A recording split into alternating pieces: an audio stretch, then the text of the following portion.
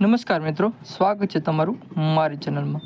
Gujarat police constable OBC category એટલે કે SCBC category, જેનું 2022ની અંદર કેટલું મેરિટ હતું અને 2025માં કેટલું મેરિટ રહેશે, જે આપણે અનુમાન લગાડીને કહી શકીએ. તો આપણે આ વિડીયોમાં આગળ બન્યા રહીએ.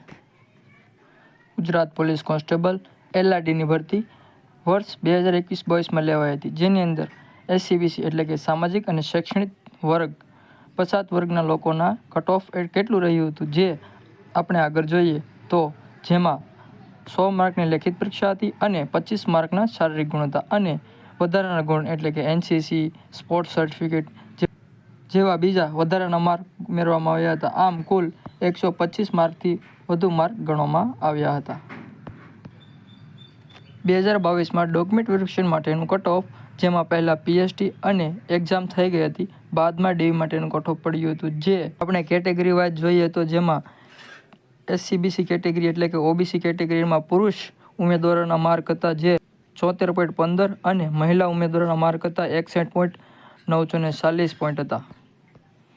આમ આ માર્ક ડીવી માટે બોલાવવામાં આવેલા ઉમેદવારોના હતા.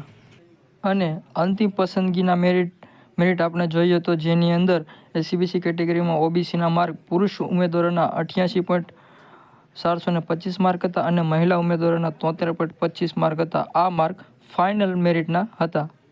આમ આ માર્ક લેખિત પરીક્ષાના ગુણ, શારીરિક કસોટીના ગુણ, વધારાના ગુણ બધા મળીને ગણવામાં આવ્યા હતા. આમ 9.75 જે પુરુષ ઉમેદવારોના હતા અને મહિલા ઉમેદવારોના માર્ક જે 80.25 હતા.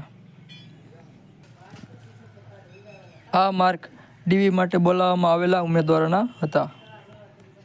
આમ આપણે અનુમાન લગાડીને કહી શકીએ. આપણે ફાઇનલ મેરિટ કેટલું આવશે એ તો કહી ન શકીએ, પણ આપણે અંદાજ લગાડીને કહી શકીએ છીએ કે પુરુષ ઉમેદવારોના માર્ક્સ 115 આસપાસ જઈ શકશે અને મહિલા ઉમેદવારોના માર્ક જે 80.25 છે, જેમાંથી 81+ જઈ શકે છે, તે આપણે અનુમાન લગાડીને કહી શકીએ છીએ. આમ આપણે ફાઇનલ મેરિટ કેટલું આવશે એ કહી શકતા નથી.